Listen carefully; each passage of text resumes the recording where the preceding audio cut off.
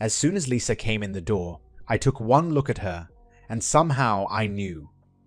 She had told me that she had to work late, maybe she did, but somehow I knew she had done more than work. How did I know? Part of it was just intuition, and part of was the look on her face and the nervous way she moved when she got home that night. Lisa was a terrible poker player. For my part, I have a good poker face, and I didn't let on that I suspected that my wife of 5 years had done anything wrong. What I did do was hire a private investigator. I wanted proof. Lisa and I were both 27.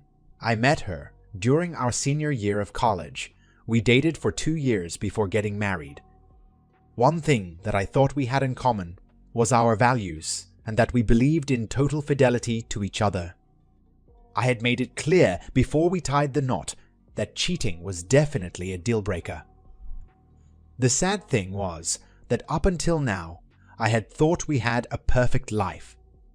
I'm not one of those guys who is so focused on his career that he ignores his wife. On the contrary, I was always buying her flowers and little presents. I took her out and wined and dined her, and she never lacked sex, as I have a pretty high sex drive. I've been told I'm good looking, and I work out to keep in shape. Yeah, I'm sure I have my flaws, but taking care of my wife wasn't one of them. Lisa wasn't what would be termed a stone-cold fox, but she was pretty and had a nice figure. Her tits weren't big, but not small either. Lisa worked as a paralegal for a prestigious law firm. She was usually home at the end of the workday, but occasionally had to work late on an important case. I work in the high-tech industry and make a good living. Lisa came from a fairly wealthy family. Her dad owned a large ranch in Texas on which oil had been found. He had insisted that we sign a prenuptial agreement. Included in it was that in the event of divorce, none of the assets we had prior to our marriage could be touched, and further, any inheritance from family was likewise exempt. I wasn't marrying her for money, so I had no problem signing. I never cared for her dad, as he was a devout racist, always disparaging blacks and Mexicans. At least I didn't see that trait in Lisa, and since we lived a long distance from them and didn't spend time around them, I was fine. The private investigator that I hired was the one a buddy of mine had used to get the dirt on his cheating wife. He had been impressed with how efficient this guy was. Anyway, the day after I first suspected something was wrong, I was in the private investigator's office telling him what I wanted, and once he accepted my retainer, he went to work on the case. It took my wife a few days after what I thought was her first time to cheat to return to normal. I had continued to act the role of the loving husband, and she obviously thought she had got away with it. It was exactly a week later that I got the call from her that she had to work late again. I called the private investigator and let him know. Again, when she got home, she looked somewhat guilty.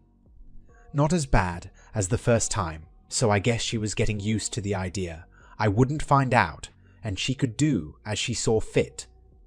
I got a call from the investigator the next day that confirmed my suspicions.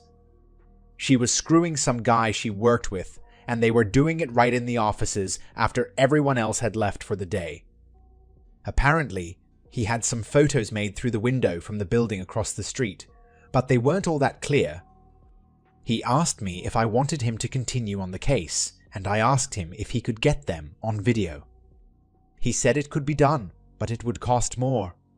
I wasn't hurting for cash, so I told him it was covered and to get it done. As for me, I came down with a stomach virus that kept me from having sex with my wife, or at least that was what I told Lisa. I only hoped I hadn't already got an STD from her. I then set my plan in motion.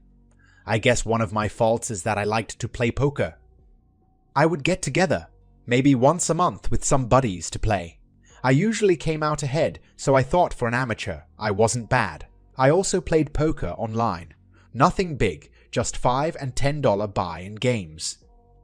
We had built up a nest egg of a little over 200 grand, and since I contributed the most, I didn't want Lisa to have any part of it. That's where online poker came in. With my knowledge and skills, I set up 5 untraceable accounts on a poker site to work through.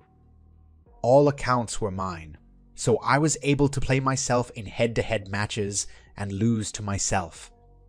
Yeah, I lost some to the site taking a rake for each game, but it was less than what Lisa would get in a divorce. It would be less suspicious if I lost all our money to 5 other players than to just one. The site I played, of course, wasn't based in the US and wasn't likely to give up any information on their clients. It took a week, but by then I had cleaned our bank accounts of all but 10 grand. Once again, exactly 1 week to the day, Lisa called and said she had to work late, and I called the private investigator to let him know. He told me he had it covered. This time when my wife got home, there was hardly any trace of guilt. The next morning I got the call from the private investigator, and he said he had what I wanted. I headed for his office and picked up the DVD. He told me he could have a written report in a couple of days if I wanted it, but I told him that this should be enough. I paid him for his time and told him I would call if I needed anything more. He told me he was sorry about the way things turned out. I laughed and told him he had no reason to be sorry. He wasn't the one cheating on me.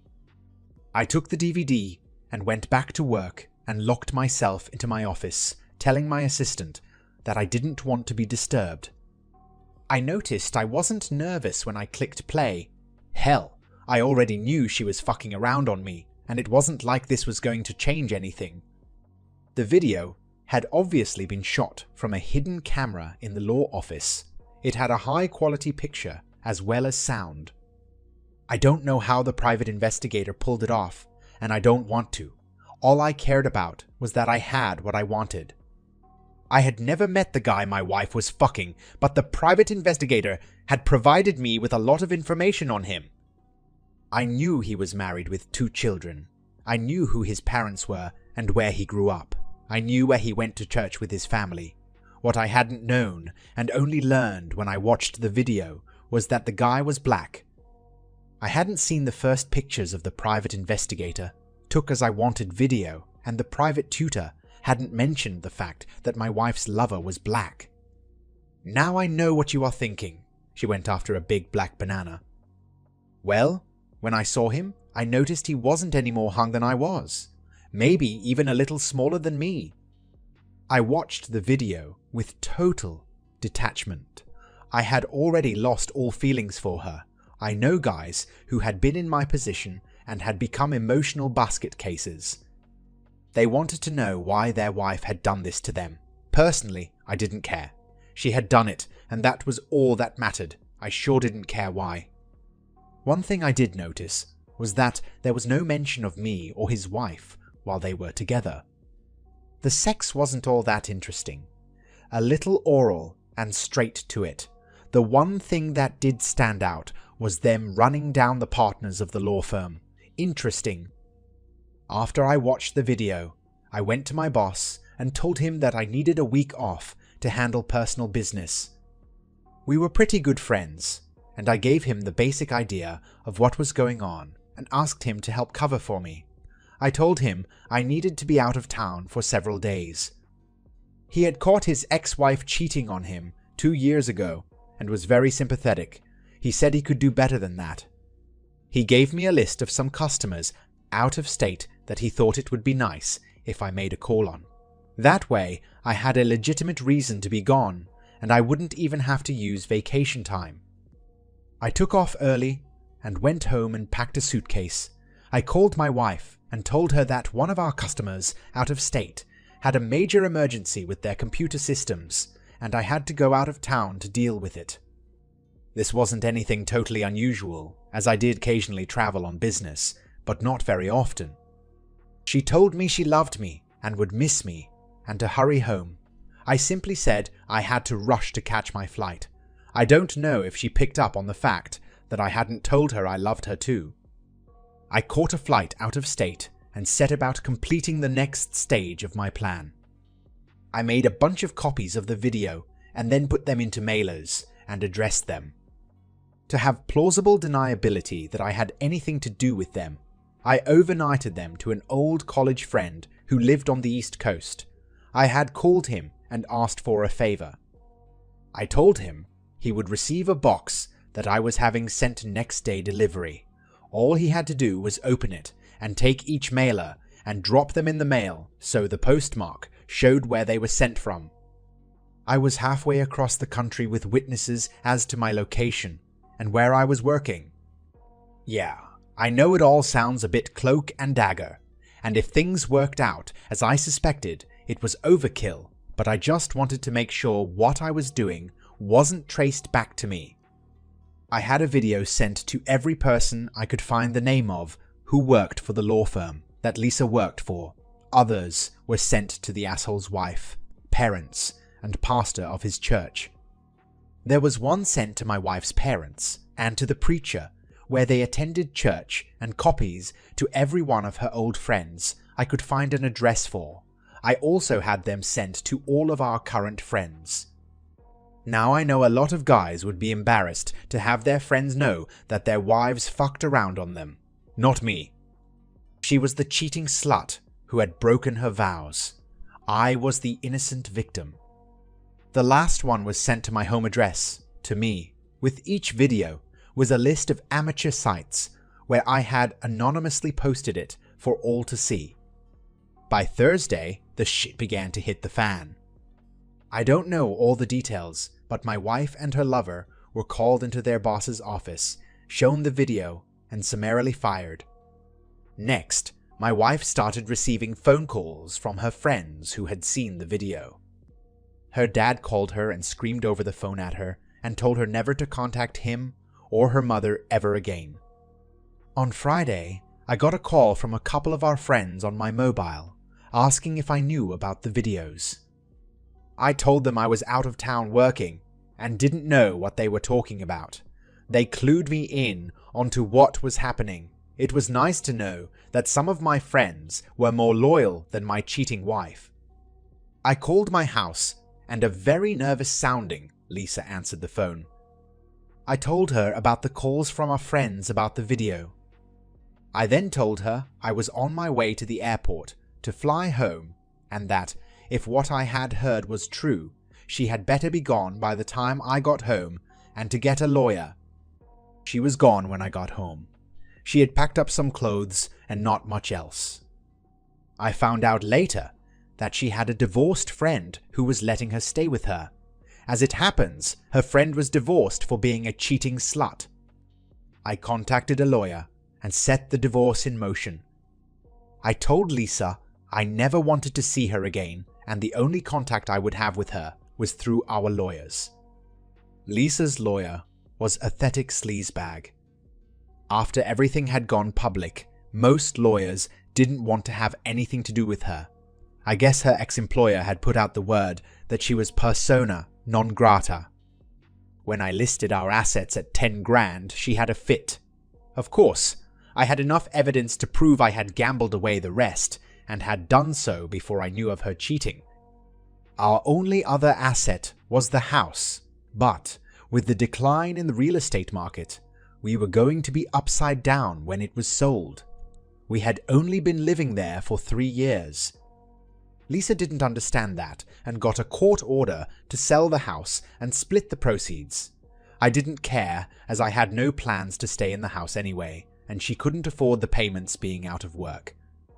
I had to pay 8 grand to pay off the rest of the mortgage after the house sold, so our net worth was now listed at 2 grand.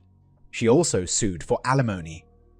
The final judgment was that it was her fault she was not working, but she had the ability to work, and alimony was denied. I gave her a check for $1,000. She owed more than that to her lawyer. She had screwed herself, and now she was broke, virtually left without any friends, and with no family to turn to. She also knew that she would never work in our city again, as this had become a widely known scandal. She had no choice but to move out of state. I threatened to sue the law firm that Lisa had worked for on the grounds that they should have known what was going on between two employees who were married to other people, and they were doing it in their offices, apparently on company time. I settled for 300 grand, which they willingly paid to get the mess over with. They didn't want any more publicity to tarnish their reputation any more than it had been. I cashed out my accounts from the online poker site and recouped most of my money. Along with the money from the settlement with the law firm, I came out rather well financially. I would have given it all away to have still had a loving and faithful wife, but I couldn't change that. What I do know of Lisa over the last couple of years is that she works as a waitress struggling to get by. It seems that any time she applied for a better job, a copy of her infamous video would mysteriously arrive at the company she applied to. I guess a cheating slut wife who fucks in the office while on the clock and speaks disparagingly of her employers does not go over well on her resume. As for me, well, I know a few ladies who are friends with benefits. Will I get married again? Maybe, who knows? My parents and both of my grandparents have had good, long-lasting marriages. Maybe I'll get lucky and meet the right woman. Of course, I will let her know how I feel about cheating, even though it hasn't done much for Lisa and me. That's the end of this story. If you found it engaging, please give it a thumbs up and don't forget to subscribe for more content like this.